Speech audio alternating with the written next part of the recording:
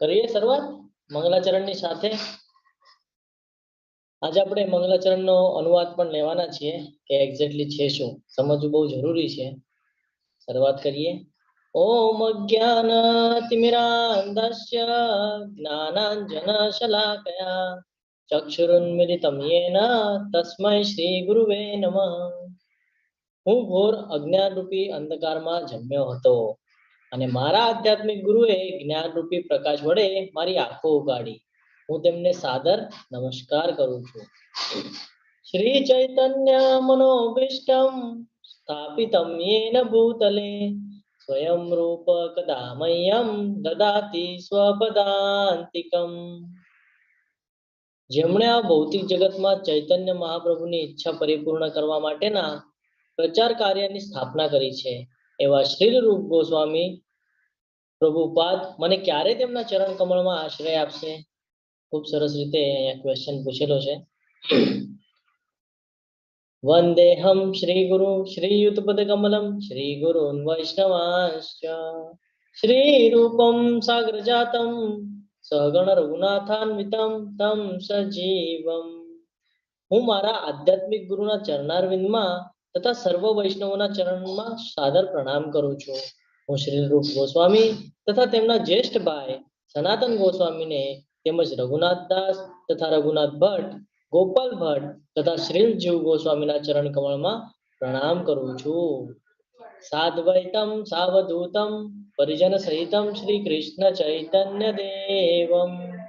હું શ્રી ભગવાન કૃષ્ણ ચૈતન્યને તથા પ્રભુ નિત્યાનંદ તેમજ શ્રી અદ્વૈત આચાર્ય ગદાધર શ્રીવાસ તથા અન્ય ગૌર ભક્તોને સાદર પ્રણામ કરું છું.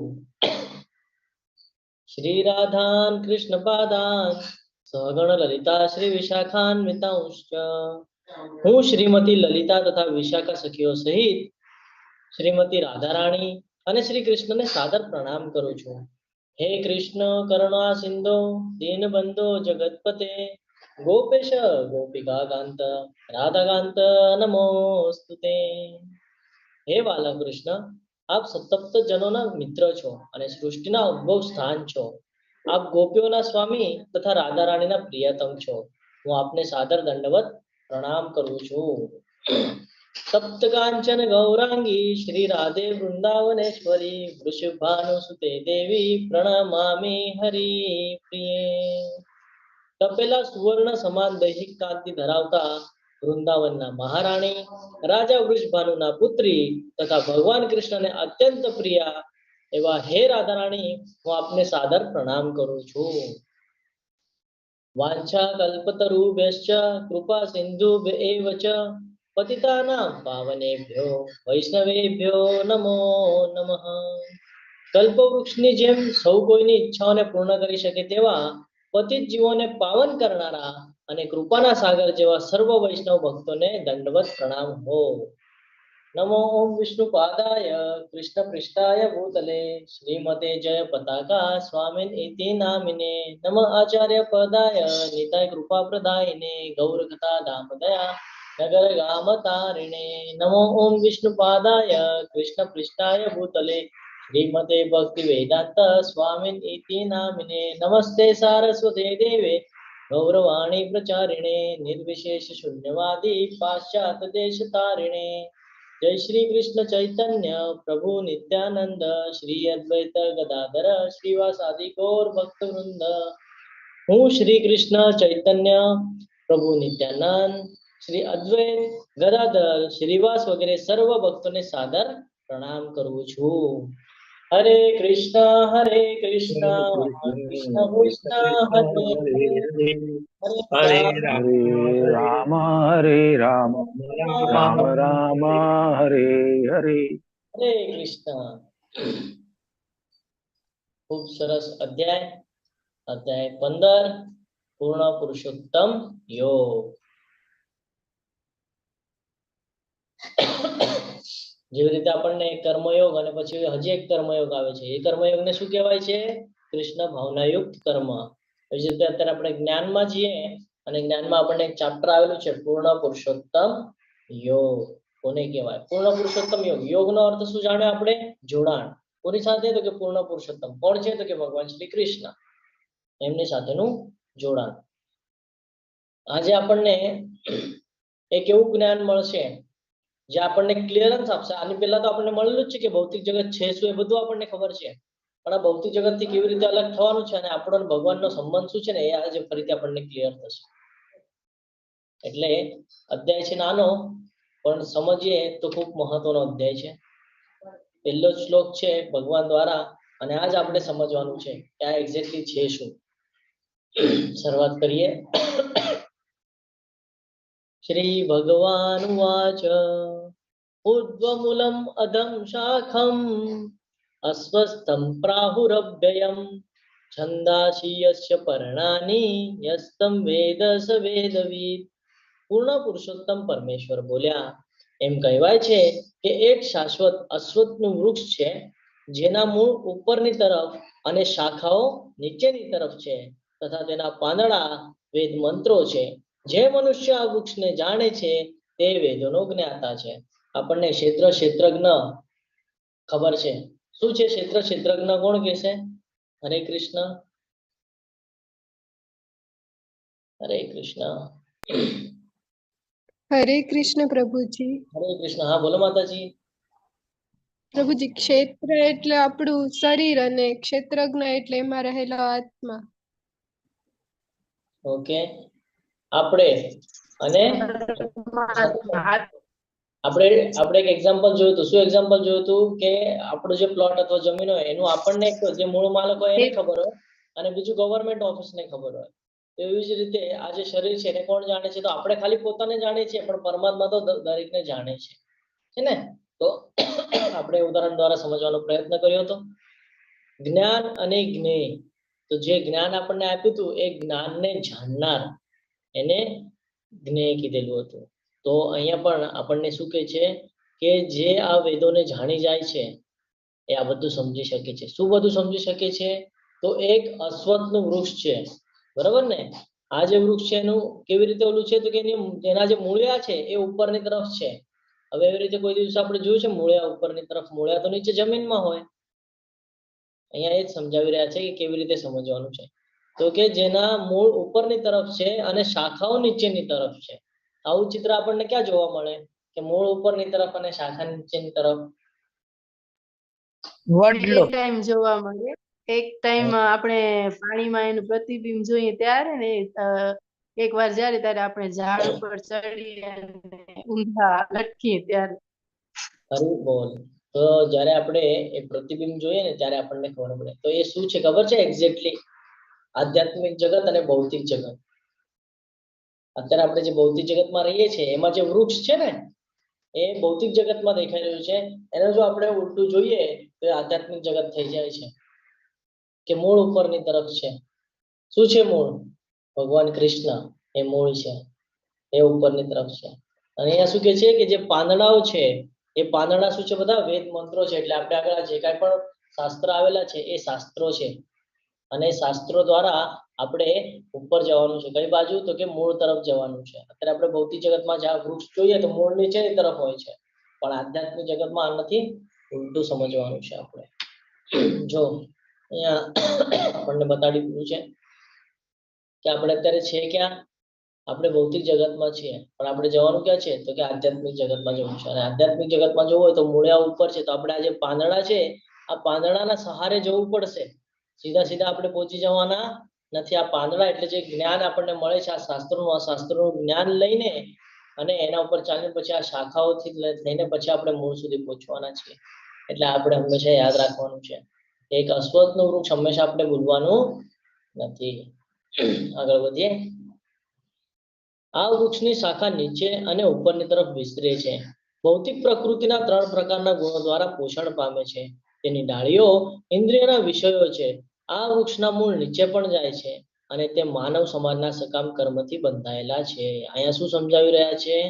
કે પ્રકૃતિના જે 3 પ્રકારના ગુણો છે એનાથી પોષણ પામે છે. આપણું જે નોર્મલ આ વૃક્ષ હોય તો એનાથી પોષણ પામે? તો કઈ ખત નાખો તો પોષણ પામે, ખાતર નાખીએ તો, અથવા તો એને પાણી સિંચતા હોય તો એ પોષણ પામે છે. પણ અહીંયા કેવી રીતે કીધું છે, કેવી રીતે પોષણ પામે છે આ? તો કે ઓલી જે પ્રકૃતિના દેવીઓ છે ને, 3 ગુણો, સત્વગુણ, રજોગુણ અને તમોગુણ, એના દ્વારા એને પોષણ મળે છે. અને એના બેઝ પર તો ચાલી રહ્યું છે આ બધું. આપણે પણ શેના બેઝ પર ચાલી રહ્યા છે? કઠપુતલી આપણે જોઈ હતી, તો એના બેઝ પર જ ચાલી રહ્યું છે બધું. તો કે છે 3 પ્રકારના ગુણો દ્વારા પોષણ પામે છે. હવે અહીંયા બીજું શું કીધું છે? તેની ડાળીઓ જે છે એ બધું શું છે? ઇન્દ્રિયના વિષયો છે. એની જે ડાળીઓ છે આ બધી ઇન્દ્રિયના વિષયો છે, જે આપણે આને પહેલા પણ સમજી ગયા છીએ. આ વૃક્ષના મૂળ નીચે પણ જાય છે. જો નીચે એટલે પતન તરફની વાત કરી રહ્યા છે. અને તે માનવ સમાજના સકામ કર્મોથી બંધાયેલા છે. એટલે આપણે વિચારપૂર્વક બધું કરવાનું છે. આનાથી પહેલા આપણને ઘણું બધું જ્ઞાન આપેલું છે. હજી આપણને જ્ઞાન આપી રહ્યા છે કે અત્યાર સુધી તે ગોલોક વૃંદાવનની વિશે સાંભળ્યું, હવે સમજ કે આ ગોલોક વૃંદાવન છે કેવું, એ હવે આપણને અહીંયા ક્લિયર કરાવી રહ્યા છે. તો આ જે બતાડી રહ્યા છે આ સમજવું જરૂરી છે. તો હવે આને આપણે કેવી રીતે કનેક્ટ કરી શકીએ કે આપણે આ જગતને, આ જે જગત છે, આ ભૌતિક પ્રકૃતિ છે, એને આપણે છોડી દેવું છે અને આપણે આધ્યાત્મિક લેવલ ઉપર પ્રગતિ કરવી છે. તો કેવી રીતે થાય? તો કે જ્ઞાન વડે. તો એ કેવી રીતે પોસિબલ છે? તો 3જા અને 4થા શ્લોકમાં કહે છે કે આ વૃક્ષના વાસ્તવિક સ્વરૂપની અનુભૂતિ આ જગતમાં કરી શકાતી નથી. વાસ્તવિક સ્વરૂપ જે છે એની અનુભૂતિ કરી શકાય એવું નથી. કોઈ પણ એ નથી સમજી શકતું કે આનો આદિ ક્યાં છે, અંત ક્યાં છે અને આધાર ક્યાં છે. કોઈ સમજી શકે? આપણે જે જમીન છે એ જમીનમાં તો સમજી શકીએ આપણે કે જમીન ઉપર વૃક્ષ વાવેલું છે તો એ એના આધાર છે. પણ આધ્યાત્મિક લેવલનું જે વૃક્ષ આપણે હમણાં જાણ્યું, તો એનો આધાર ક્યાં છે આપણે સમજી નથી શકતા. શું કામ નથી સમજી શકતા? કારણ કે આપણે જોઈ નથી શકતા. અને આપણને ભગવદ્ ગીતામાં કીધું છે આદિ અંત મધ્ય બધું ભગવાન જ છે. પરંતુ મનુષ્યએ આ સદૃઢ મૂળ વાળા વૃક્ષને વિરક્તિના શસ્ત્રો વડે નિશ્ચયપૂર્વક કાપી નાખવું જોઈએ. શું કીધું છે? સદૃઢ મૂળ વાળા વૃક્ષને વિરક્તિના શસ્ત્રો. હવે ડિટેચમેન્ટ ક્યારે થાય? જ્યારે તમે આધ્યાત્મિક લેવલ ઉપર પ્રગતિ કરો તો જ ડિટેચમેન્ટ આવે. જ્ઞાન લ્યો તો જ ડિટેચમેન્ટ આવે. શેનાથી ડિટેચમેન્ટ? શેનાથી વિરક્તિ કરવાની છે? તો કે આ ભૌતિક જગતથી. શેના દ્વારા કરવાની છે? કેવી રીતે તમે એનાથી દૂરી કરી શકો છો? તો કે જ્ઞાનના શસ્ત્રો વડે. આપણી પાસે જે કાંઈ જ્ઞાન છે એને શસ્ત્ર તરીકે વાપરવાનું છે આપણે. આપણને આ ભગવદ્ ગીતાનું જ્ઞાન મળે છે તો આપણું એ સૌથી મોટું શસ્ત્ર છે. શું કામ શસ્ત્ર છે? તો એનાથી આપણને જ્ઞાન મળ્યું કે ઇન્દ્રિયો ઉપર કંટ્રોલ રાખવાનો છે, મન ઉપર કંટ્રોલ રાખવાનો છે. એટલે એ આપણું શસ્ત્ર થઈ ગયું ને. અને ભગવાને કીધેલું છે મન જ આપણો શત્રુ છે, મન જ આપણો મિત્ર છે. તો મિત્ર કેવી રીતે બનાવો? એ આપણા હાથમાં છે. તેના દ્વારા મિત્ર બનાવી શકાય છે તો કે સતત પ્રયાસ કરીને. પ્રયાસ કરવું એ ક્યાંથી શીખ્યા? તો કે આપણે ભગવદ્ ગીતામાંથી શીખ્યા. એટલે ભગવદ્ ગીતાને શસ્ત્રની જેમ સમજવાનું છે આપણે, અને એનાથી નિશ્ચયપૂર્વક કાપી નાખવું જોઈએ. ત્યાર પછી અહીંયા સ્ટોપ નથી થવાનું. હવે અહીંયા આપણે ડિટેચમેન્ટ કરી લીધું, ત્યાં સ્ટોપ થવાનું નથી. ત્યાર પછી તેને એવા સ્થાનની શોધ કરવી જોઈએ કે જ્યાં ગયા પછી પાછું આવવાનું રહેશે નહીં. આપણે શું કરીએ? આપણે ભક્તિ માર્ગ પર હોઈએ તો આપણને એમ લાગે મને ભગવત ધામની પ્રાપ્તિ તો હવે થઈ જ જવાની છે.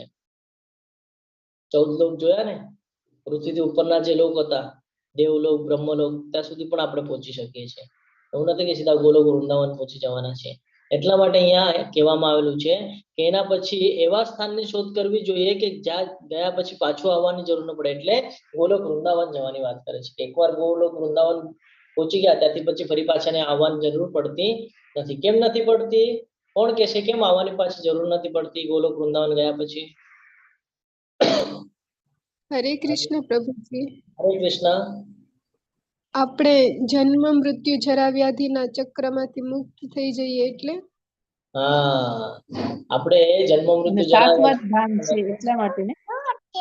શાશ્વત છે. ભગવાનનું જે ધામ છે કેવું છે? શાશ્વત છે. અને આપણે જન્મ મૃત્યુના ચક્કરમાંથી મુક્ત થઈ જઈએ છીએ. અને એકવાર ભગવાનના ધામમાં ગયા પછી કોની ઈચ્છા થાય નીચે આવવાની? આ દુઃખાલયમાં. હા, હરે કૃષ્ણ. થાય કોઈની ઈચ્છા? ના પ્રભુ. કોઈની ઈચ્છા ન થાય, કારણ કે કૃષ્ણ ત્યાં હોય ને, ભગવાન જ્યાં હોય એની પાસે જવાનું મન જ ન થાય ને પછી. અને હા, સાચો પ્રેમ મળે, સાચા સંબંધ મળે, કૃષ્ણ તો કોઈ દુઃખ ન હોય. કૃષ્ણ તો ભૌતિક જગતમાં પણ છે માતાજી, ખાલી આપણે ઓળખી નથી શકતા. હા, પણ ત્યાંનું જે ધામ છે એ શાશ્વત છે. ત્યાં જન્મ મૃત્યુ જરા વ્યાધિ નથી. અને બીજી બાબત એટલે કે આને દુઃખાલય એમ કીધું છે. શું કીધું છે? આને દુઃખાલય કીધું છે. અને એ દુઃખાલય એમ નથી. તો તો આ સૌથી મોટો ડિફરન્સ છે ભગવાનના ધામનો અને આ 14 લોકનો.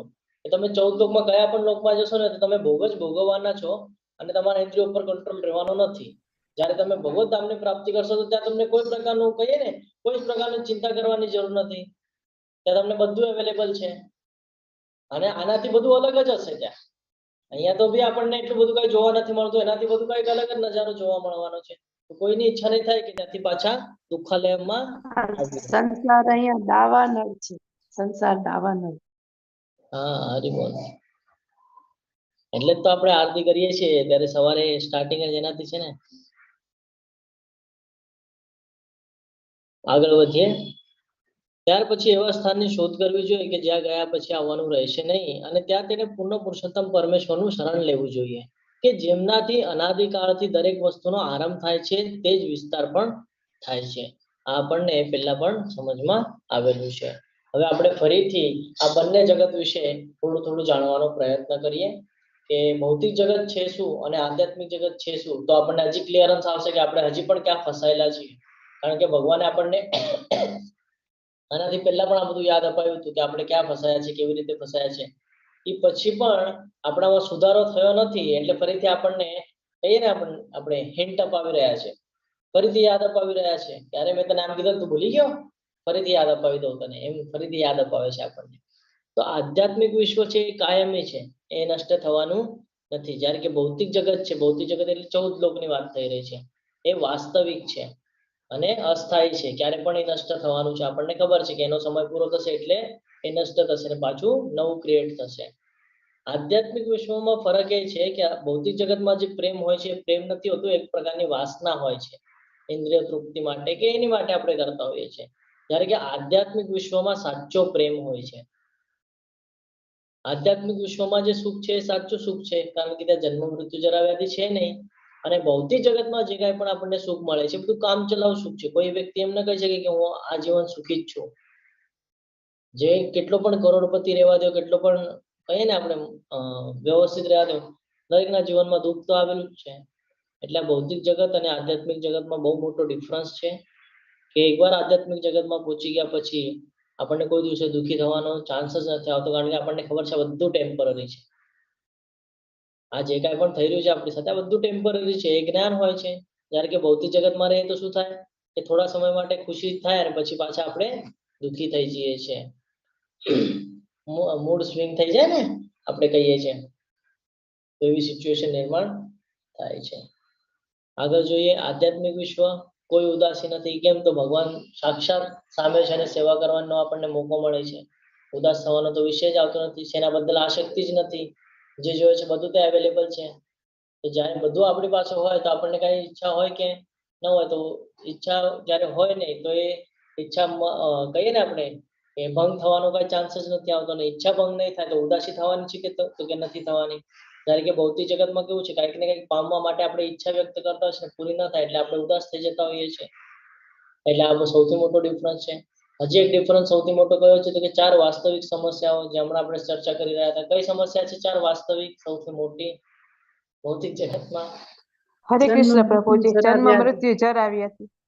હરી બોલ. જન્મ મૃત્યુ જરા અને વ્યાધિ એનાથી બચી જઈએ છીએ આપણે આધ્યાત્મિક વિશ્વમાં. જ્યારે ભૌતિક વિશ્વમાં આ 4 વાસ્તવિક સમસ્યાઓ હાજર છે, 4 હાજર છે. જન્મ છે એનું મૃત્યુ નિશ્ચિત છે અને મૃત્યુની પહેલા જરા અને વ્યાધિ, બુઢાપું પણ આવવાનું છે અને રોગ પણ આપણા ઉપર વર્ચસ્વ જમાવવાનો છે. જો અહીંયા આપણે જોઈ શકીએ છીએ જન્મ લે ધીરે ધીરે આપણે યુવા થઈએ, મોટા થઈએ, પછી આપણે મેરેજ કરીએ, મેરેજ થયા પછી આપણે ફેમિલીનું બધું સંભાળવું પડે, જવાબદારી આવી જાય છે ને. અને જવાબદારી આવ્યા પછી શું થાય છે એક સિચ્યુએશન એવી આવે છે કે આપણા બોડી પાર્ટ્સ ધીરે ધીરે વીક થતા જાય છે, જેના લીધે આપણને આવી રીતે લાકડીને એનો સપોર્ટ લેવો પડે છે. ધીરે ધીરે પછી આગળ શું થાય છે કે બોડી પાર્ટ્સ જે નબળા થઈ ગયા છે એ કામ કરવાનું બંધ કરી દે છે. હવે જ્યારે એ કામ કરવાનું બંધ કરી દે તો શરીર ચાલવાનું બંધ થઈ જાય. શરીર કામ ન કરે એટલે આપણને વિવિધ પ્રકારના રોગ આપણા ઉપર હાવી થાય છે, એટલે આપણને એડમિટ થવું પડે. તો અહીંયા રાઈટ સાઈડમાં બતાવ્યું છે. આ બધું શું કામ કહેવામાં આવે છે કે આ બધું યાદ અપાવે છે દરેક સાથે આ થવાનું છે, કોઈ આમાંથી બચવાનું નથી, દરેક સાથે આ થવાનું છે. અને એકવાર એડમિટ થાય એટલે પછી લાસ્ટ અંતિમ સમય આવી ગયો સમજવા.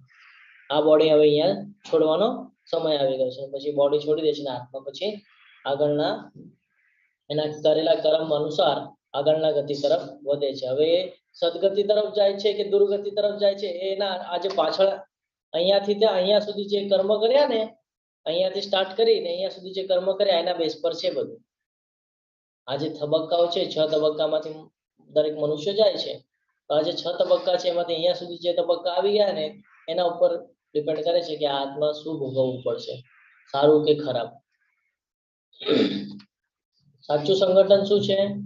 મારા ભગવાન. આપણે અહીંયા શું કરતા હોય ભૌતિક જગતમાં જે કઈ છે મારું છે, મેં કમાવ્યું છે, મારા લીધે છે, આપણે એવું બધું રાખતા હોય છે. મારો ભાઈ, મારી બેન, એવું બધું કરતા હોય ને આપણે, મારો ફ્રેન્ડ. આ બધું અહીંયા આપણું કાંઈ જ નથી. આપણા ખાલી ભગવાન છે. આપણા એ લોકો ત્યાં સુધી જ છે જો આપણે કોઈનામાં કહીએ ને ફૂટ નથી પડાવવા માંગતા, પણ રિયાલિટી જે છે એની ચર્ચા થવી બહુ જરૂરી છે. ત્યારે આપણે આ સમજી શકશું કે કોઈ પણ વ્યક્તિ આપણને પસંદ ત્યાં સુધી જ કરે છે આપણે જ્યાં સુધી એની વાહ કરીએ છીએ. તમે એકવાર એના વિરુદ્ધમાં વયા જાઓ એ તરત તમને બીજા સેકન્ડ પર તમને જતાડી દેશે કે તમારી માટે શું છે. આ રિયાલિટી છે. જ્યાં સુધી તમે સામેવાળાના મનનું કરશો ત્યાં સુધી તમારી માટે સારા હશે. જે દિવસે તમે એના મનના વિરુદ્ધમાં ગયા એ તમારા વિરુદ્ધ થઈ જશે. આ ધ્યાનમાં રાખજો. એટલે સાચું સંગઠન શું છે? મારા ભગવાન. અહીંયા આપણું કશું જ નથી, કાંઈ જ નથી. આ ભૌતિક જગતમાં જે કંઈ છે બધું ભગવાનનું છે અને ભગવાનને જ સોંપી દેવાનું છે. મારે આમાંથી કાંઈ જોઈતું નથી. મને ખાલી આમાંથી એક જ વસ્તુ જોઈએ છે કે તમારી ભક્તિ સદાય મારાથી થતી રહે. બસ એટલી જ અપેક્ષા રાખવાની કે હું કોઈ દિવસે ખોટા માર્ગે જાઉં નહીં, મારાથી કોઈ દિવસે તમારી ભક્તિ છૂટે નહીં. બસ એટલું જ માંગવાનું છે ભગવાન પાસે, બાકી કાંઈ માંગવાનું નથી. ગોલોક વૃંદાવનના દ્રશ્ય આપણને અહીંયા દેખાય છે ખૂબ સરસ રીતે. આપણે પણ આ બધું જોઈએ ને જ્યારે ત્યારે આપણી પણ ઈચ્છા થઈ જાય કે કાશ આપણે પણ ત્યાં હોત. પણ વાંધો નહીં, ભગવાને આપણને ચાન્સ આપેલો છે. આપણે બધા હરે કૃષ્ણ મહામંત્રનો વધારેમાં વધારે જપ કરી પોતાની શુદ્ધતા પ્રાપ્ત કરાવી અને પછી આપણે એ ગતિ તરફ આગળ વધવાનું છે. અને આપણને પણ આવો અવસર મળે એ માટે પ્રાર્થના કરવાની છે. આગળ વધીએ. હવે ભગવાન હજી અહીંયા ક્લિયરન્સ અપાવશે આપણને એમના બદલ. મારું તે પરમ ધામ એટલે ગોલોક વૃંદાવન. હવે ગોલોક વૃંદાવનની પણ આપણને સિચ્યુએશન કે છે કે અત્યાર સુધી તમને ભૌતિક જગત મેં બતાવ્યું કે ભૌતિક જગત કેવી રીતે ચાલે છે, શું છે એમાં. હવે તમે ક્યારના સાંભળો છો ને મારા ધામમાં આવો, મારા ધામમાં આવી જશો. તો મારા ધામ વિશે પણ હું તને ક્લિયર કરું છું કે મારું ધામ છે શું. કે મારું તે પરમ ધામ ન તો સૂર્ય કે ચંદ્ર દ્વારા પ્રકાશિત થાય છે. જો એ સ્વયં પ્રકાશિત છે ત્યાં સૂર્યની પણ જરૂર નથી, ચંદ્રની પણ જરૂર નથી. સૂર્ય ચંદ્ર ક્યાં સુધી લિમિટેડ છે? તો કે 14 લોક સુધી. સૂર્ય અને ચંદ્ર ક્યાં સુધી લિમિટ છે? જ્યાં સુધી આ 14 લોક છે ત્યાં સુધી. જેનાથી ઉપર પછી જરૂરત પડતી નથી. સ્વયં પ્રકાશિત છે. અને ન તો અગ્નિ કે વીજળી દ્વારા. ત્યાં અગ્નિની કે વીજળીની પણ જરૂર હોતી નથી. જે મનુષ્યો ત્યાં પહોંચી જાય છે તેઓ ભૌતિક જગતમાં ફરી કદી પાછા આવતા નથી. એકવાર ભગવાનના ધામમાં પહોંચી જાય પછી એને પાછું આવવાનું રહેતું નથી. ખૂબ સરસ શ્લોક છે, સાથે લઈ જવાનો છે. મમે વાંછે જીવલોકે જીવભૂત સનાતન મનસ્થાનેન્દ્રિયાણિ પ્રકૃતિ સ્થાન કર્ષિતિ. આ બધા જગતમાં બધા જીવો મારા સનાતન અંશો છે. આપણે આની પહેલા પણ જોયું છે કે ભગવાને કીધું છે હું દરેકના હૃદયમાં વાસ કરું છું. શું કામ? કે દરેક અંશને નિહાળી રહ્યા છે કોણ શું કરી રહ્યું છે. તો જે કાંઈ પણ આ જગતમાં છે એ બધા શું છે? ભગવાનના સનાતન અંશો છે. બધા જીવનના કારણે તેઓ બધી એટલે કે 6 ઇન્દ્રિયોથી કઠોર સંઘર્ષ કરી રહ્યા છે. કઈ ઇન્દ્રિય? 6 ઇન્દ્રિય કઈ કઈ? હરે કૃષ્ણ. આપણે શેનાથી કન્ટિન્યુઅસ ફસાયા રહીએ છીએ? કયા કયા ઇન્દ્રિયોથી ફસાયા રહીએ છીએ? 5 ઇન્દ્રિયો આપણને ખબર છે, 6ઠ્ઠી મન. હા, હરે કૃષ્ણ પ્રભુજી બોલો. હરે કૃષ્ણ. 5 જ્ઞાનેન્દ્રિય અને 1 આપણું મન, 6 ઇન્દ્રિયો. હરિ બોલ. તો આ જે 6 ઇન્દ્રિયો છે આને જ કંટ્રોલ કરવાની છે મેન તો. કારણ કે એને જો આપણે કંટ્રોલ કરશું તો આપણે કર્મના બંધનથી પોતાને બચાવી શકશું. હવે આપણે જોઈએ કે આપણે સનાતન અંશો છીએ એ કેવી રીતે સમજી શકીએ. આપણે ઘણું બધું પાણી હોય, એક પાત્રમાં આપણે પાણી લઈએ અને એમાંથી એક ટીપું અલગ કરીએ તો એ જે ટીપું છે એનો ગુણધર્મ અને પાણી જે જથ્થામાં પાણી છે એનો ગુણધર્મ અલગ થઈ શકે છે કે હરે કૃષ્ણ.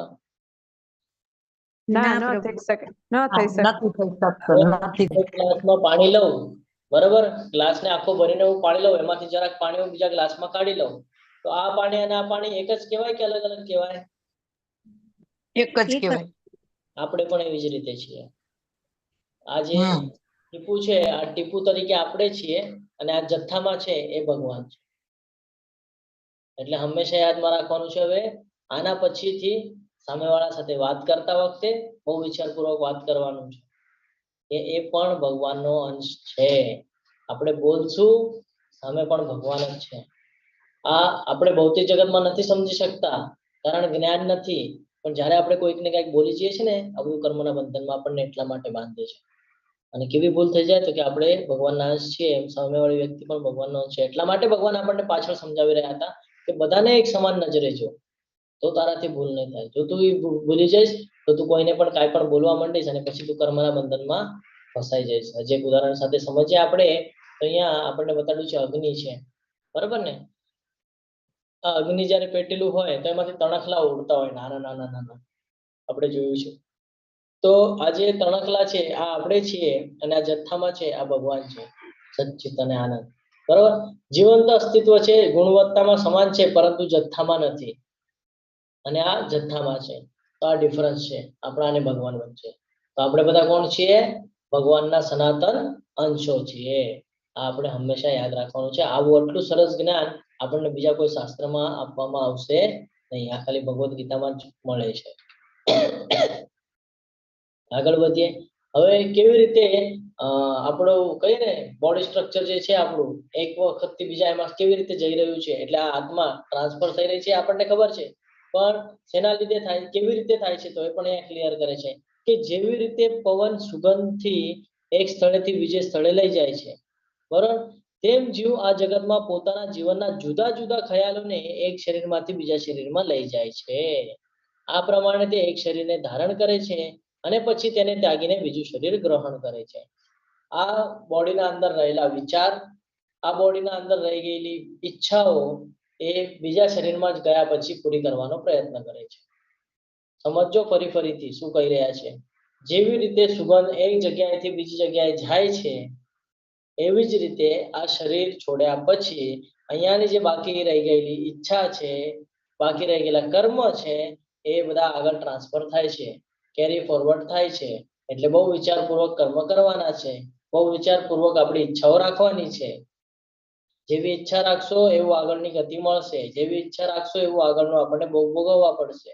બહુ વિચાર કરજો આ બધી બાબત ઉપર. નાની નાની છે, સ્ટાર્ટિંગમાં આપણને આપણે કહીએ ને કે આ બધું સમજવા માટે બહુ અઘરું જશે. સ્ટાર્ટિંગમાં આ બધું ઝેર જેવું લાગશે, પણ પછી અમૃત. આપણે કોઈ દવા મેડિસિન લઈએ તો આપણે જરા કેવું જ ખાઈએ ત્યારે આપણને કડવું લાગે, ન ભાવે, પણ પછી આપણને સાજું કરી દે છે. એવી જ રીતે આ બધું છે જ્ઞાન, કે સ્ટાર્ટિંગમાં ઝેર જેવું લાગશે પણ પછીથી આપણને ફાયદાકારક હશે. આપણે અત્યારે શેમાં પડેલા છીએ તો અત્યારે આપણને શું ટેસ્ટી લાગે છે ને આપણે એમાં લઈએ છીએ, પણ એ પછીથી ઘાતક થાય છે. તો આ બે ડિફરન્સ છે, આ સમજવો જરૂરી છે. મૂર્ખ મનુષ્ય સમજી શકતા નથી કે જે પોતાના શરીરને કેવી રીતે છોડી દે છે, તેમજ એ પણ સમજી શકતા નથી કે પ્રકૃતિના ગુણોના પ્રભાવ હેઠળ તેઓ કેવા પ્રકારનું શરીર ભોગવે છે. પરંતુ જેની આંખો જ્ઞાનથી કેળવાયેલી હોય છે તે આ સર્વ જોઈ શકે છે. ભગવાને ફરીથી ક્લિયર એ જ કરી રહ્યા છે કે જેની પાસે જ્ઞાન છે, જેને ખબર છે કે આપણે જે ઈચ્છા વ્યક્ત કરશું, જે પ્રકારના કર્મ કરશું, એ પ્રકારનું આપણને આગળ શરીર મળશે ને આપણે એ બધું ભોગવવું પડશે. પણ જે મૂર્ખ મનુષ્ય છે એ આ બધું સમજી પણ નહીં શકે. તમે એને આ બધું સમજાવવા માંગશો તો આ બધાને મસ્કરીમાં લઈ લેશે. કેમ? આપણે ગુણોની વાત કરી, એ રજોગુણ તમોગુણમાં છે, એટલા માટે એ સત્વગુણ હતો તો શુદ્ધ સત્વગુણ શું છે એ સમજી શકતા નથી. પણ જેની પાસે જ્ઞાન છે એ આ બધું સહજતાથી સમજી શકે છે. આગળ વધીએ. આત્મ સાક્ષાત્કારમાં સ્થિત થયેલા પ્રયત્નશીલ અધ્યાત્મવાદીઓ આ બધું સ્પષ્ટ રીતે જોઈ શકે છે, પરંતુ જેમના મન વિકસિત થયેલા નથી અને જેઓ આત્મ સાક્ષાત્કારમાં સ્થિત થયેલા નથી, તેઓ પ્રયત્ન કરવા છતાં કઈ જોઈ શકતા નથી. શું નથી જોઈ શકતા? કે એક્ઝેક્ટલી થઈ શું રહ્યું છે. જો અહીંયાથી આપણે જોઈએ, આ સ્લાઇડ સમજીએ આપણે તો શું દેખાય છે આ સ્લાઇડમાં કોણ કહેશે? હરે કૃષ્ણ. ખાલી જોઈને ઓબ્ઝર્વેશન કરીને કહેવાનું છે કે શું દેખાઈ રહ્યું છે. ખૂબ સરસ રીતે દેખાઈ રહ્યું છે એમાં કે અહીંયાથી જે આત્મા છે એ અહીંયા જાય છે ને અહીંયાથી ફરી પાછી બહાર નીકળે છે. દેખાય છે ને? આ ખરાબ બાબત, આ સારી બાબત, બસ આ ઇન્ફિનિટી નો સિમ્બોલ છે. આ જે છે ને આ ઇન્ફિનિટી નો સિમ્બોલ છે. આ સતત ચાલ્યા કરવાનું છે. સારું કરશો તો સારા તરફ, ખરાબ કરશો તો ખરાબ તરફ તમને લઈ જ જવાના છે. એટલે જે કાંઈ પણ હોય બહુ વિચારપૂર્વક કરવાનું છે. પણ જેની પાસે જ્ઞાન છે એને ખબર છે ખરાબનું ફળ ખરાબ જ મળવાનું છે અને સારાનું ફળ હંમેશા સારું જ મળવાનું છે. પણ ભગવાને આપણને કીધું છે કે ફળની ચિંતા કરવાની નથી.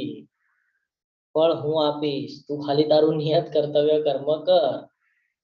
આ હંમેશા જ્ઞાની મનુષ્યને યાદ હોવું જરૂરી છે. નહીં તો આ જે સાયકલ છે, આ જે સ્ટ્રક્ચર છે, આ ચાલવાનું તો છે જ.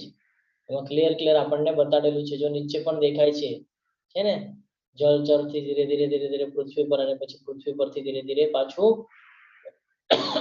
ચેન્જ થાય છે. તો આ એક સાયકલ છે, આ ચાલ જ કરવાની છે. આપણે આ સાયકલ થી જ બચવાનું છે. પછી એ 84 લાખ યોનિની હોય કે 14 લોકની હોય, આપણે એનાથી હંમેશા પોતાને બચાવવાનો પ્રયત્ન કરવાનો છે. હું દરેક ગ્રહમાં પ્રવેશ કરું છું અને મારી શક્તિ દ્વારા તેઓ ભ્રમણ કક્ષામાં રહે છે. હું ચંદ્ર થઈને સઘળી વનસ્પતિઓને જીવન રસ પ્રદાન કરું છું. જ્યારે આપણે ઘરે ખાવા માટે ફ્રૂટ્સ લાવીએ, કોઈ પણ શાકભાજી લાવીએ તો આપણને ખબર છે કે એ થાય ક્યાં? તો કે ખેતરમાં. કોઈને કોઈ ખેતરમાં થાય, બરાબર ને? હવે ખેતરની જે જમીન હોય એ તો એક જેવી જ હોય છે. જે એમાંની માટી હોય છે એ બધી એક જેવી હોય છે. પરંતુ બાજુમાં બે અલગ અલગ લીધેલા પાક, એના ટેસ્ટ અલગ અલગ હોય છે. તો ભગવાન એનો આન્સર આપે છે કે કેવી રીતે થાય છે. આપણે સમજો મરચાનું ઝાડ લગાડ્યું તો એમાં લીમડો મીઠો હોય, બરાબર? અને મરચાનું ઝાડ લગાડ્યું તો મરચા મીઠા આવવાના છે નહીં. પણ એક સાઈડ લીમડો છે, એક સાઈડ મરચું છે. મરચું તીખું જ આવવાનું છે અને લીમડો મીઠો જ આવવાનો છે. તો એના અંદર જે રસ પ્રદાન થાય છે ને, એ જે ટેસ્ટ આવે છે ને, એ ટેસ્ટ હું આપું છું. કેવી રીતે આપું છું? તો કે આ જે ચંદ્ર છે ને, ચંદ્ર એના કિરણો થકી આપું છું. હંમેશા યાદ રાખવાનું છે. અને હજી શું કીધું છે? તો દરેક ગ્રહમાં પ્રવેશ પણ હું જ કરું છું. મારી શક્તિઓ દ્વારા ભ્રમણ કક્ષામાં ફરે છે. આપણને ખબર છે કે જેટલા પણ ગ્રહ છે આ બધા સૂર્યની આજુબાજુમાં ફરે છે. ખબર છે આપણને? પોતાની ધરીની આજુબાજુમાં તો ફરે જ છે, પણ સૂર્યની આજુબાજુમાં પણ ફરે છે. સાયન્સના સ્ટુડન્ટ હશે એ લોકોને બધાને ખબર હશે, છે ને? તો એ જે સૂર્ય આનાથી પહેલા પણ કીધું છે સૂર્ય પણ કોણ છે? ભગવાન કહે છે એ પણ હું જ છું. કીધું છે ને? તો સૂર્યની આજુબાજુ આ બધું ફરે છે. એટલે તમે જો ડીપલી નોલેજ લેવા જાઓ, ડીપલી તમે સમજવા જાઓ એમાં પણ ઊંડું ઉતરીને, તો પણ તમને ખબર પડશે કે એ લોકો પણ એ 14 લોકમાં આવે છે. કોણ લોકો? આ જે ગ્રહ છે એ, જે ગ્રહોની વાત કરે છે, 7-9 ગ્રહ છે એમ તો જોવા જાય તો, બરાબર? તો આ પણ 14 લોકમાં આવે છે. એ પણ સતત શું પ્રયત્ન કરે છે? કોની આજુબાજુમાં ફરે? તો કે સૂર્યની. અને સૂર્ય કોણ છે? ભગવાન કે છે હું છું. જ્યારે તમે એસ્ટ્રોલોજી શીખશો તો તમને ખબર પડશે કે સૂર્યને આત્માનો કારક કીધેલો છે અને ચંદ્રને મનનો કારક કીધેલો છે. અને ચંદ્રની પોતાની કહે ને પોતાનો પ્રકાશ નથી, સૂર્યના પ્રકાશ પર પ્રકાશિત થાય છે ચંદ્ર. આપણને એ પણ ખબર છે. તો આત્માના પ્રકાશથી મન પ્રકાશિત થાય છે. એનો અર્થ એ છે તમે કયા બી સેક્ટરમાં જાઓ, તમે એસ્ટ્રોલોજીમાં જાઓ, તમે ન્યુમરોલોજીમાં જાઓ, તમે કોઈ પણ સેક્ટરમાં જાઓ, તમને એન્ડ તો ભગવાન કૃષ્ણ જ મળશે. એટલે આપણને સીધું રસ્તો બતાડી દીધો છે, તો આપણે બીજા રસ્તે જવાનું નથી. આપણે મેઇન રસ્તો જે છે મૂળ વાળો એ જ પકડવાનો છે. આગળ વધીએ. હું જીવ માત્રના શરીરમાં જઠરાગ્નિ છું અને હું શ્વાસ પ્રવાસમાં રહીને 4 પ્રકારના અન્નનું પાચન કરું છું. શું કે છે અહીંયા? કે હું જીવ માત્ર શરીરમાં જઠરાગ્નિ છું. આપણને કેમ ખબર પડે આપણને ભૂખ લાગી? કોણ કે છે? હરે કૃષ્ણ. હરે કૃષ્ણ. કેવી રીતે ખબર પડે છે આપણને ભૂખ લાગી? ત્યારે આપણા પેટમાં.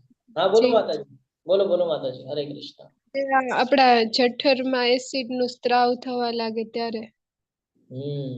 અને જો જ્યારે પચન પણ થાય ને, તો પચન પણ શેના બેઝ પર થાય છે? કોણ કહેશે? હરે કૃષ્ણ. પચન કેવી રીતે થાય?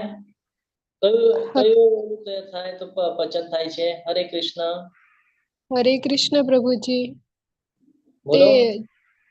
એવું કે જઠરમાં રહેલો અગ્નિ એ સ્વયં આ પરમાત્મા જ છે, ભગવાન જ છે, એમના હિસાબે જ થાય. વૈશ્વાનર અગ્નિ, વૈશ્વાનર. યજ્ઞ શિષ્ટાસીન સંતો મુચ્યંતે સર્વ કિલ્લિભિષ પૂજન્તે તે ભોગમ પાપ. હરિ બોલ. તો હંમેશા ધ્યાનમાં રાખવાનું છે કે આપણે કઈ જ કરતા નથી.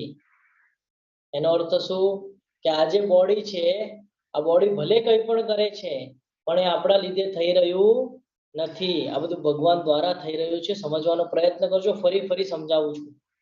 આ બધું ભગવાન દ્વારા થઈ રહ્યું છે. આપણે અહીંયા નિમિત્ત માત્ર છીએ. આપણે એટલે કોણ?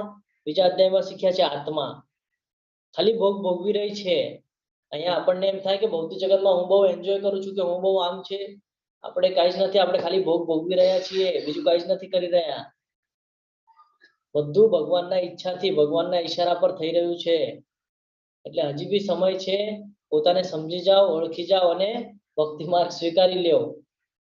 નહીં તો આગળ જઈને પછી એન્ડ મોમેન્ટ પર એવું થાય કે જ્યારે આપણે વધારે ફ્રી થઈ જઈએ, જ્યારે આપણે રિટાયર થઈ જઈએ, વધારે ફ્રી થઈ જઈએ, પછી આપણે આવું બધું સાંભળતા હોઈએ, ભગવદ્ ગીતાનું જ્ઞાન લઈએ, ભાગવતમનું જ્ઞાન લઈએ, અને પછી આપણને ત્યારે ક્લિક થાય. કારણ ત્યારે આપણે બધું કરીને થઈ ગયું હોય ને, અનુભવ લઈને થઈ ગયા હોય બધા, પછી ક્લિક થાય કે અરે મેઇન તો મુદ્દો આ જ હતો, ભગવત પ્રાપ્તિ. આપણે આખું જીવન તો આપણે આમાં વિતાવી નાખ્યું, એન્જોયમેન્ટમાં અને બધું હાસિલ કરવામાં, એમાં ઇન્દ્રિય તૃપ્તિના સાધનોમાં વિતાવી નાખ્યું. પછી આપણને થાય પસ્તાવો કે ત્યારે પણ મને ચાન્સ મળ્યો હતો ભગવદ્ ગીતા સમજવાનો, મેં ત્યારે સમજીને છોડી દીધું, અને હવે પાછું મને એ જ માર્ગ પર આવવું પડે છે, અને હવે મારી પાસે ચાન્સ ઓછો છે. પછી એ સમયે પસ્તાવો થાય આપણને કે પહેલા જ આ બધું કરી લીધું હોત તો આજે કઈક સિચ્યુએશન અલગ હોત. આપણને શું પ્રોબ્લેમ છે આપણો કે આપણને આ અત્યારે આપણે જે જીવીએ ને એમાં આપણને બધું જોઈએ છે. આપણે વૃક્ષ પણ લગાડીએ છીએ ને, બી લગાડીએ છીએ કોઈ વૃક્ષનું, તો એ તરત નથી આવતું, સમય લાગે છે. એવી જ રીતે છે, અત્યારે આપણે બીજ લગાડવાનું છે ભક્તિ માર્ગનું, તો આગળ જઈને આગળના જે કાંઈ પણ જન્મ આપણને મળશે એ પ્રમાણેના મળશે. અને એક દિવસ એવો આવશે કે જ્યારે એ વૃક્ષ મોટું થઈ જાય છે, મસ્ત મજાના એને પાંદડા આવેલા છે, સરસ મજાના ફૂલ આવેલા છે, પછી ફળ પાકે છે. એના પર ફળ આવીને પછી જ્યારે પાકે છે, અને તમે જ્યારે પાકેલું ફળ જ્યારે તમે ખોલીને ખાઓ છો તો એનો જે ટેસ્ટ છે એ તમને એકદમ તૃપ્ત કરી નાખે એવો ટેસ્ટ છે. એવી જ રીતે ભક્તિ છે. તમે આજે એનું બીજ લગાડો છો, ભવિષ્યમાં જઈને એ બીજ ધીરે ધીરે મોટું થશે, તમે એક એક સ્ટેપ આગળ વધશો, અને એક સિચ્યુએશન એવી આવશે કે ફળ પાકી ગયું હશે, તમને સીધું ગોલોક વૃંદાવનમાં જવા મળશે. તો જ્યારે તમે ફળનું ટેસ્ટ કરો છો ને તમને તૃપ્ત કરે છે, એવી જ રીતે તમે ક્યારે તૃપ્ત થશો? જ્યારે તમે ગોલોક વૃંદાવનમાં પહોંચી જશો. એટલે આ સમજવું બહુ જરૂરી છે. આને ધ્યાનથી સમજવાનો પ્રયત્ન કરજો. ભૌતિક જગતમાં જે કાંઈ પણ ભગવાને આપણી માટે મૂકેલું છે, આ દરેક બાબતમાંથી આપણે નાની બાબત શીખવી જોઈએ. એવી રીતે આ વૃક્ષનું ઉદાહરણ દ્વારા આપણે શીખી શકીએ છીએ. આગળ વધીએ. હું દરેક જીવના હૃદયમાં રહેલો છું, અને મારાથી જ સ્મૃતિ, જ્ઞાન તથા વિસ્મૃતિ આવે છે. સર્વ વેદો દ્વારા જાણવા યોગ્ય હું જ છું. નિસંદેહ હું જ વેદાંતોનું સંકલન કરતા છું, અને સર્વ વેદોનો જ્ઞાતા પણ હું જ છું. ભગવાન ફરીથી કહે છે કે દરેકના હૃદયમાં હું જ રહેલો છું, અને મારાથી સ્મૃતિ એટલે કે આપણને કંઈક યાદ આવે તો એ પણ કે મારા લીધે જ આવે છે. આપણને અચાનક આમ કંઈક ટ્યુબલાઇટ પેટી જાય ને આપણી, કે આ મને યાદ આવી ગયું, તો એ ભગવાન દ્વારા જ થાય છે. જ્ઞાન, અત્યારે આપણે બધા જોઈન્ટ થયા છે, આપણને એમ થાય કે હું જોડાણો છું, કે હું જોડાણી છું, કે મને મારા ફ્રેન્ડે કીધું એટલે હું જોડાણી, કે મારા પેરેન્ટ્સે કીધું, કોઈ ઓળખીતાએ કીધું એટલે હું જોડાણી. ભગવાને આપણને સિલેક્ટ કર્યા છે. એ આપણા પેરેન્ટ્સ ને આપણા ફ્રેન્ડ્સ ને એ લોકોને હેન્ડ કેવી રીતે થયું? નહીં તો એ લોકો તો આટલા બધા સુકૃતિઓ જેમની ભેગી થાય છે ઈ થાય છે ને સુકૃતિ. એક એક્ઝામ્પલ લઈએ કે હું છું તો મારા કોન્ટેક્ટમાં લગભગ 25-30 હજાર લોકો છે અત્યારે, પણ 30,000 માંથી હું 2 જણાને સિલેક્ટ કેમ કર્યા? મેં ભગવાને જ મને બુદ્ધિ આપી ને કે તું આ બેને જ કોન્ટેક્ટ કર, અને 2 માંથી એક જ જણ કેમ આગળ આવ્યો? તો ભગવાને સ્મૃતિ આપી એને કે આ જ્ઞાન તું જ લે, બોલો હજી કેપેબલ નથી. તો આ સમજવા જેવું છે કે આપણે 15મા અધ્યાયમાં છીએ, અને આમાંથી ઘણા બધા લોકો રિપીટ કરી રહ્યા છે. રિપીટ શું કામ કરી રહ્યા છે? એ લોકોને જ્ઞાન છે, એ લોકો જ્ઞાની થઈ ગયા, રિયાલિટી ખબર પડી ગઈ છે, એટલે રિપીટ કરે છે. કે કાલ સવારે છૂટી ગયું તો આ માયાદેવી ખેંચી લેશે, એટલે રિપીટ કરે છે. એટલે તો મારાથી પણ સિનિયર લોકો છે આમાં બધા, તો એ સમજવું બહુ જરૂરી છે. બરોબર. ભગવાન કે છે કે સર્વ વેદો દ્વારા જાણવા યોગ્ય હું જ છું. તું કયા પણ વેદોમાં વયો જઈશ, એના ડીપ નોલેજમાં જઈશ, હું જ તને મળીશ. હમણાં જ આપણે એની ચર્ચા કરી ગયા કે તમે એસ્ટ્રોલોજીમાં જાઓ કે ન્યુમરોલોજીમાં જાઓ કે બીજા કોઈ પણ એમાં જાઓ, સાયન્સમાં તમે ડીપમાં વયા જાઓ.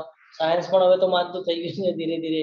તો તમે કયા એમાં પણ જશો તો લાસ્ટ તમને એન્ડ પોઈન્ટ તો એક જ મળશે. વૃક્ષનું જે મૂળ છે એવી રીતે આપણું જે મૂળ છે એક જ મળશે, ભગવાન કૃષ્ણ. એટલે આ બહુ ધ્યાનથી સમજવાનું છે આપણે બધાએ. અલગ અલગ વેદો છે, વેદોને જ્યારે આપણે જાણીએ છીએ તો આપણને અંતિમ બિંદુ ખબર પડે છે. બિંદુ જ આપણે ભગવદ્ ગીતા દ્વારા સમજી રહ્યા છીએ.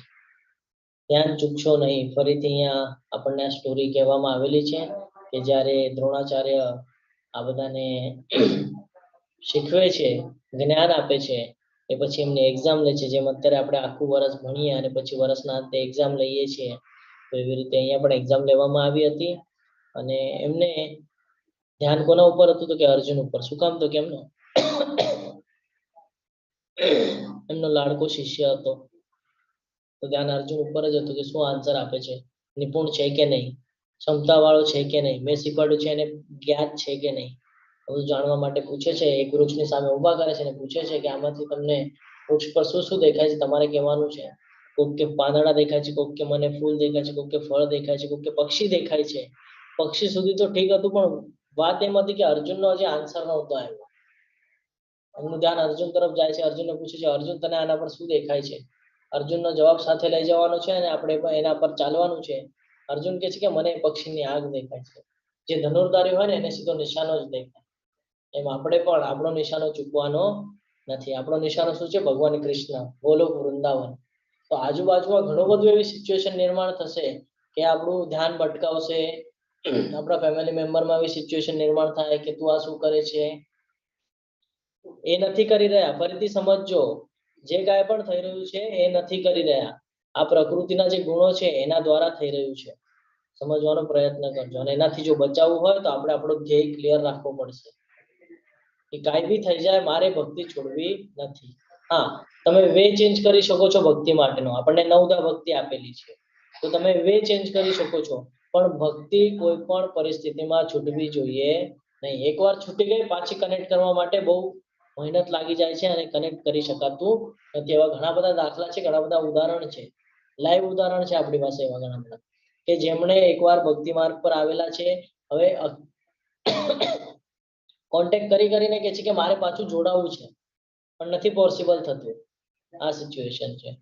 એટલે હંમેશા ધ્યાનમાં રાખજો, આપણને તો ચાન્સ મળેલો છે તો આપણે ચાન્સ આપણે તક ગુમાવવાની નથી.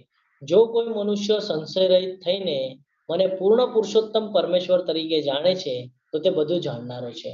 માટે હે ભરત પુત્ર, તે મનુષ્ય મારી પૂર્ણ ભક્તિમાં પરોવાઈ જાય છે. અહીંયા ખૂબ સરળતાથી આપણને સમજાય છે કે જેને આ જ્ઞાન થઈ જાય છે એ હંમેશા મને કેવી રીતે જોયે છે તો કે પૂર્ણ પુરુષોત્તમ પરમેશ્વર તરીકે. અને બધું જ જાણી જાય છે, બધું જ જાણનારો છે કીધું છે. અને શું કીધું છે તો કે પૂર્ણ ભક્તિમાં પરોવાઈ જાય છે. ક્યારે પૂર્ણ ભક્તિ પ્રાપ્ત થાય છે? જ્યારે આ બધું જ્ઞાન મળી જાય છે. ખાલી મળીને જ નહીં, તો એ જ્યારે આ બધું માનવા માંડે છે. જાણવું અને માનવું બે અલગ અલગ છે. આપણે શું કરીએ છીએ, પેલા જાણી લઈએ છીએ, પછી માનવા માટે પણ આપણે વિચાર કરીએ છીએ. અરે જાણી લીધું છે પછી વિચાર શું કરવાનો? માનવા માંગવાનું છે ને. આજ તો આપણો પ્રોબ્લેમ છે કે જાણી બધું લેવું છે આપણે, પણ કરવું પોતાના મનનું છે. અને મન જ આપણો શત્રુ છે ને મન જ આપણો મિત્ર છે. કેવી રીતે તમે ઉદ્ધાર કરશો? છે ને, સાંભળીએ બધાનું છે, આપણે કરીએ પોતાના મનનું છે. હવે મન જ આપણો મિત્ર છે ને મન જ આપણો શત્રુ છે, તો આપણને કેવી રીતે ગેરંટી કે આપણને સારા ઓલા પર લઈ જશે? એના પર પણ આપણે કંટ્રોલ રાખવો પડશે. કંટ્રોલ હશે તો એ આપણને સારી જગ્યાએ લઈ જશે, નહીં તો પછી આપણને પતન તરફ લઈ જવા માટે પણ રેડી જ છે. એમાં એનું કાંઈ નુકસાન નથી. નુકસાન તો આત્માનું થવાનું છે. ભોગ તો શરીર ભોગવી લે છે, પણ ત્રાસ કોને થાય છે તો કે આત્માને. કેમ તો કે આગળનો જન્મ, ત્રાસ તો આત્માને જ થવાનો છે. કાલ સવારે એવું થાય ખરાબ કર્મો થઈ ગયા, કુકર્મ થઈ ગયા, અને એવું કોઈ યોની મળી કે જેને અત્યારના જે પીઢીઓ છે એ લોકોને મારીને ખાય છે, કાલ સવારે આપણે પણ કતલખાનામાં દેખાશું. ફરક એટલો હશે કે આપણને આપણું જે પાછલો જન્મ છે યાદ નહીં હોય, પણ ઇનડાયરેક્ટલી ગયા તો કતલખાનામાં જ ને. તો થયું ને આપણું દુર્ગતિ. એટલે બહુ વિચારપૂર્વક બધું કરવાનું છે. અને આપણને એક માર્ગ આપવામાં આવેલો છે હરે કૃષ્ણ મહામંત્ર. જેટલું પોસિબલ થાય એટલું વધારેમાં વધારે માળા આપણે કરવી જોઈએ. શાસ્ત્ર ઉપર કોઈ દિવસે સંદેહ કરવો જોઈએ નહીં. શું કામ ન કરવો જોઈએ? તો જ્યારે આપણે સ્કૂલમાં પાઠશાળામાં જ્યારે આપણે નાનપણથી ભણતા હોઈએ છીએ, આપણે કોઈ દિવસે આપણા જે ગુરુ છે, શિક્ષક છે, આપણે કોઈ દિવસે એના પર ડાઉટ લીધો? એમણે આપણને કીધું કે આવી રીતે છે, કેલ્ક્યુલેશન કરીને કીધું કે આવી રીતે આનું કેલ્ક્યુલેશન આમ આવે. તો સાયન્સના જે ટીચર છે એને કીધું કે આનું આવી રીતે મિક્સઅપ કરે તો આનું રિઝલ્ટ આ આવે. આપણે માની લેતા હતા ને આપણે, કે આપણે ક્વેશ્ચન કરતા કે આમ જ કેમ આવે છે, આમ ના આવવું જોઈએ, આ ખોટું છે. આપણે માની લેતા હતા, છે ને? કેમ? એના ઉપર આપણને ભરોસો હતો, ટ્રસ્ટ હતો કે જે કાંઈ પણ વિદ્યાલય છે, એ વિદ્યાલયના અંદર જે શિક્ષકો છે એ આપણને યોગ્ય જ જ્ઞાન આપશે, જે આપણને ભવિષ્યમાં આપણો ઉપયોગી થશે. એવી જ રીતે આ જે કાંઈ પણ શાસ્ત્રો છે એ આપણા ટીચર છે. અને એ જે શાસ્ત્રો જ્યાંથી આવેલા છે, ગોલોક વૃંદાવનમાં જે વાસ કરે છે ભગવાન કૃષ્ણ, એમના દ્વારા આપણા સુધી આવેલા છે. એટલે આપણી સ્કૂલ કઈ થઈ? તો કે ગોલોક વૃંદાવન, બરાબર. અને એના ટ્રસ્ટી કોણ? તો કે શ્રી કૃષ્ણ. અને આ બધું આપણને જે શીખવાડે છે, આ જે શાસ્ત્રો છે, બધું કોણ? તો કે એ આપણા ટીચર. એટલે કોઈ દિવસે આપણે ટીચર ઉપર, એટલે કે શાસ્ત્રો ઉપર કોઈ દિવસે શંકા કરવી જોઈએ નહીં. આપણને આપણા ટ્રસ્ટી ઉપર પણ શંકા હોવી જોઈએ નહીં. આપણે ભક્તિ માર્ગ ઉપર આગળ જવું જોઈએ. આગળ ખૂબ સરસ શ્લોક છે, અને આજના અધ્યાયનો છેલ્લો શ્લોક છે. હે નિષ્પાપ, આ વૈદિક શાસ્ત્રો સર્વાધિક ગુપ્ત ભાગ છે, અને મેં હવે પ્રગટ કર્યો છે. જે કોઈ મનુષ્ય આને સમજી જાય છે તે બુદ્ધિમાન થઈ જશે, અને તેના પ્રયાસો સંપૂર્ણ થઈ જશે. અહીંયા ખૂબ સરસ રીતે આપણને સમજાવે છે. આ શ્લોક સાથે લઈ જવાનો છે. આજનો છેલ્લો શ્લોક છે. શું કે છે અહીંયા? કે જેટલા પણ વૈદિક શાસ્ત્રો છે એ સર્વાધિક ગુપ્ત ભાગ છે, સિક્રેટ. આ સિક્રેટ આપણને બીજી ક્યાંય જ મળવાનું નથી, તમે ગોતી લેજો. અને તમને મળ્યું પણ તો ભગવદ્ ગીતામાંથી જ એનો સંદર્ભ લેવામાં આવેલો છે. એમાંથી બહારથી કઈ નવું લીધેલું હોય નહીં. જે મનુષ્ય આને સમજી જાય છે એ બુદ્ધિમાન થઈ જશે. કેમ? તો એને જ્ઞાન થઈ ગયું. ભૌતિક જગત શું છે, આધ્યાત્મિક જગત શું છે, હું કોણ છું, પરમાત્મા કોણ છે, હું ક્યાં આવી ગયું, ક્યાં ફસાયેલું છું, અને મારે પોતાની આઝાદી કેવી રીતે કરવાની છે, આ જ્ઞાન મળી જાય છે. એટલે એને કે છે બુદ્ધિમાન થઈ જાય છે. અને જ્યારે એને આ જ્ઞાન આવી જાય છે તો કે એના પ્રયાસો પણ સંપૂર્ણ થશે. શું કામ? કારણ કે એ પ્રયાસ એ યોગ્ય જ રસ્તા પર ચાલવાનો છે. એને એનો રસ્તો ખબર પડી ગઈ છે કે કયા રસ્તા પર ચાલીશ તો હું ત્યાં સુધી જઈ શકીશ. એટલા માટે કીધું છે કે એકવાર જો આપણને જ્ઞાન આવી જાય, આપણને જો ખબર હોય કે આપણે જે રસ્તાથી રોજ જઈએ છીએ ઓફિસ પર અથવા તો સ્કૂલમાં, કોલેજમાં, ક્યાંય પણ આપણે જ્યાં કાંઈ પણ વર્ક કરતા હોઈએ, જઈએ છીએ અને રસ્તામાં અમુક જગ્યાએ સ્પીડ બ્રેકર છે, અમુક જગ્યાએ ખડ્ડો છે, આપણને ખબર હોય તો આપણે એનાથી બચીને જઈએ, બરાબર ને? એવી જ રીતે આપણને જ્ઞાન આપી રહ્યું છે, આપણને રસ્તો બતાડી રહ્યું છે કે જો તારે ગોલોક વૃંદાવન જવું હોય તો એમાં આ બધી અડચણ આવવાની છે. કે એમાં ભૌતિક પ્રકૃતિ તારી સાથે છળ કરશે, પછી આજુબાજુના જે લોકો છે એ તારી સાથે છળ કરશે. તારે આ બધાથી બચવાનું છે. કોઈને રિએક્ટ થવાનું નથી. તારે ખાલી ધ્યાન મારામાં કેન્દ્રિત રાખવાનું છે. જેમ આપણે એક જગ્યાએથી બીજા જગ્યાએ જવા માટે જે પ્રમાણે આપણે ટ્રાવેલ કરીએ છીએ, તો આપણે ખડ્ડો હોય તો આપણે ખડ્ડા સાથે માથું લગાડીએ છીએ કે નહીં? વયા જઈએ છીએ, બરાબર ને? સ્પીડ બ્રેકર હોય આપણે વયા જઈએ છીએ, કાંઈ બોલીએ છીએ ને? એવી જ રીતે આ જીવન છે કે આપણે આવી ગયા છીએ, હવે આપણે જ્યાં જવાનું છે ત્યાં જતા વખતે ખડ્ડાઓ પણ આવશે, સ્પીડ બ્રેકર પણ આવશે. આપણે એને ઇગ્નોર કરીને આપણે આપણો ધ્યેય ક્લિયર રાખીને આપણે જ્યાં પહોંચવાનું છે ત્યાં પહોંચવાનો પ્રયત્ન કરવાનો છે. એમાં પછી માયાદેવી આપણો પર પ્રભાવ પણ નાખશે. આપણા ફેમિલી મેમ્બર હોય, આજુબાજુનું કોઈ હોય, કોઈક ને કોઈક આપણને નેગેટિવ કરવાનો પ્રયત્ન કરશે, અને આપણે એ બધાથી બચવાનું છે. એક ખડ્ડો અને સ્પીડ બ્રેકર સમજીને આપણે પોતાને બચાવીને આપણું જે ધ્યેય છે એ ધ્યેય પૂરો કરવાનો છે. અને ધ્યેય પૂરો કરવા માટે અહીંયા જે આપણને બતાવ્યું છે આ તમામ વસ્તુ આપણી પાસે હોવી જરૂરી છે. ભગવદ્ ગીતા હંમેશા આપણી સાથે હોવી જરૂરી છે. જપાની માળા હંમેશા હોવી જરૂરી છે, કારણ કે જપા કરશું તો જ આપણને ભગવત પ્રાપ્ત થશે. અને સૌથી મહત્વનું એટલે ભક્તોનો સંગ. ભક્તોનો જો સંગ હશે તો આપણામાં જ્ઞાન આવતું રહેશે. કયા ને કયા માર્ગથી જો ભક્તોનો સંગ આપણાથી છૂટી જશે તો જ્ઞાન પણ સ્ટોપ થઈ જશે અને ભક્તિ પણ સ્ટોપ થઈ જશે, અને આપણે જ્યાં જવાનું છે ગોલોક વૃંદાવન ત્યાં સુધી આપણે પહોંચી શકશું નહીં. એટલે ચાન્ટ એન્ડ બી હેપી. આ સાથે આપણો આજનો અધ્યાય અહીંયા પૂર્ણ થાય છે. તમે બધા મને ખૂબ શાંતિપૂર્વક સાંભળ્યો એટલે તમારા બધાનો ખૂબ આભારી છું. वाञ्छाकल्पतरुभ्यश्च कृपा सिन्धुभ्य एव च पतितानां पावनेभ्यो वैष्णवेभ्यो नमो नमः। अनंत कोटि वैष्णव वृंद की जय, भगवद गीता की जय, श्रीला प्रभुपाद की जय, सद्गुरुदेव की जय।